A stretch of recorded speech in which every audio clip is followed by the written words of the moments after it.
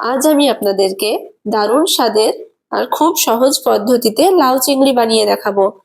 লাউ চিংড়ি বানাবার জন্য সর্বপ্রথম আমি চলে এসেছি ছাদ বাগানে। তো এই দেখুন ছাদ বাগানে কত সুন্দর লাউ ধরেছে, একদম কচি কচি লাউ। আজ এই লাউটা দিয়ে আমি রেসিপিটা বানাবো।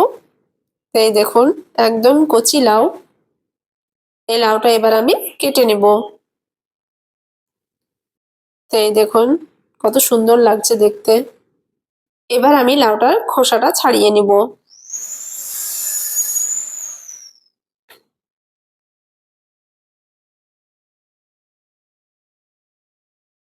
খোসাটা আমার ছাড়ানো হয়ে গেছে, এবার আমি এরকম ভাবে কেটে নিব। ভেতরটা দেখুন কত সুন্দর। এবার আমি এটাকে পাতলা পাতলা করে কেটে নিব।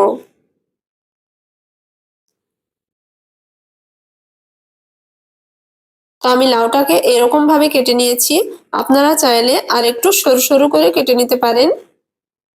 তো এই দেখুন আমার লাউটা কাটা হয়ে গেছে। এবার আমি এটাকে ভালো করে ধুয়ে পরিষ্কার করে নিব। তো আমি লাউটাকে ধুয়ে পরিষ্কার করে নিয়েছি। আর এবার আমি এখানে নিয়েছি চিংড়ি মাছগুলো। এখানে আমি দিয়ে দিলাম লবণ, হলুদ গুঁড়ো, লঙ্কা গুঁড়ো। এবার আমি এগুলোকে ভালো করে মাখিয়ে নিব। তো আমার এটা মাখানো হয়ে গেছে। এবার এটাকে আমি ভেজে নিব। তার জন্য কড়াইতে দিয়ে দিলাম তেল। তেলটা গরম হয়ে গেছে, এবার আমি চিংড়ি মাছগুলো ভেজে নিব।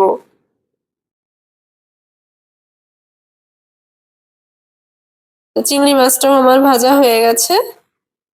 এবার আমি মাছটাকে তুলে নিব।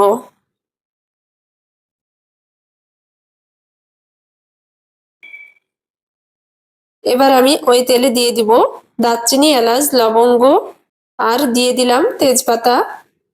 এবার এগুলোকে হালকা ভেজে নিব। এগুলো ভাজা হয়ে গেলে আমি দিয়ে দিব পেঁয়াজ কুচি আর চেরা কাঁচা লঙ্কা। এখানে আমি ঝালটা কম দিয়েছি, আপনারা আপনাদের স্বাদ মতো দিয়ে দিবেন। তো এটা ভাজা হয়ে আসলে আমি এখানে কিছু মশলা অ্যাড করব।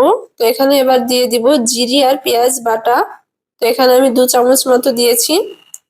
এবার দিয়ে দিব হলুদ গুঁড়ো, স্বাদ মতো লবণ। তো এটা আমি আরেকটু কষে নিব।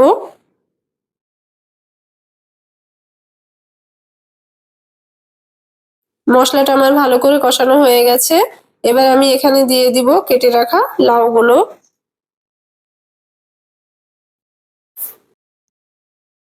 এবার আমি মশলার সঙ্গে লাউটা ভালো করে কষে নিব। এই লাউটা কচি, সেজন্য রান্না করতে খুব একটা বেশি সময় লাগবে না, খুব তাড়াতাড়ি রান্না হয়ে যাবে। তো লাউটা দেখুন অনেকটা নরম হয়ে গেছে।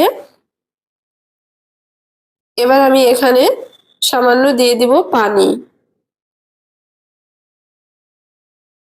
খুবই সামান্য দিয়ে দিলাম। এবার একটু নাড়াচাড়া করে এবার আমি এখানে দিয়ে দিব ভেজে রাখা চিংড়ি মাছগুলো। এটা ভালো করে মিশিয়ে নিব।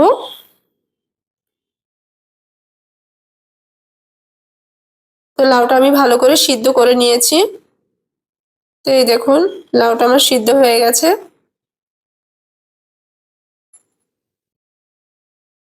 তো এবার আমি এটাকে নামিয়ে নিব।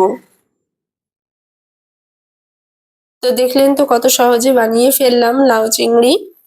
তো আপনারাও বাড়িতে একবার এইভাবে বানিয়ে দেখবেন।